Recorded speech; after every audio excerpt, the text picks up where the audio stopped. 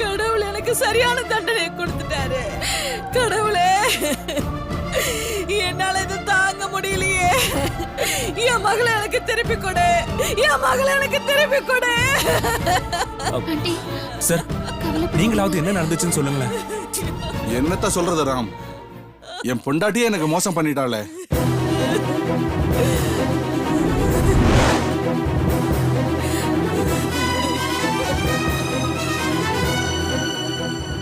Sir, என்ன சொல்றீங்க? ஆமா ராம், என் சொத்தெல்லாம் பறிச்சுக்கிட்டு பணத்தை எல்லாம் எடுத்துக்கிட்டு என் மகனையும் விட்டுட்டு அந்த பாவி பைய ஓடி போயிட்டான். என் மக விஷத்தை குடிச்சிட்டா.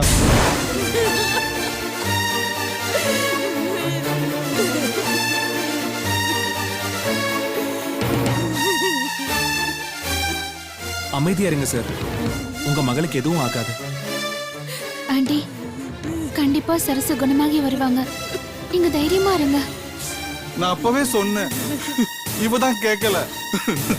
இன்னைக்கு என் மகளுக்கு இப்படி ஒரு கதி வந்துருச்சு. சார், எங்க வீட்ல என் தம்பி ரவிய காணும்.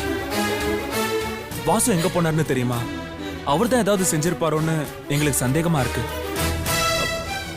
சார், வாசு எங்க இருக்காருன்னு தெரியுமா? எனக்கு தெரியலப்பா, அவன் எங்க போனான்னு தெரியல.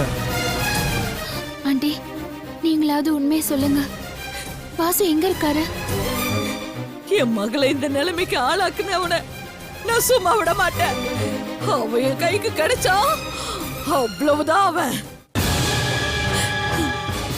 ஆனா அவன் எங்க இருக்கான்னு தான் தெரியலம்மா.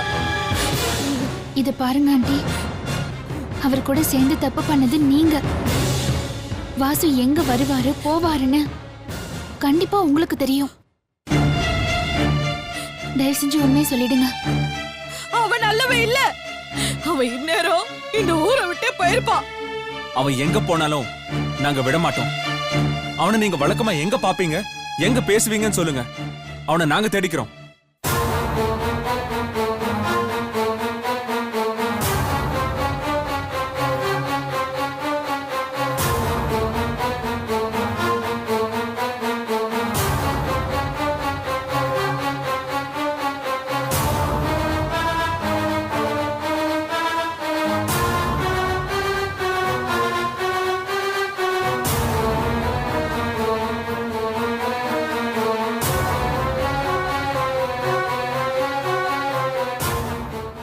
அவன் அங்கதான் இருக்கணும். நீங்க போனீங்கன்னா கண்டிப்பா அவன் அங்க பிடிச்சிடலாம்.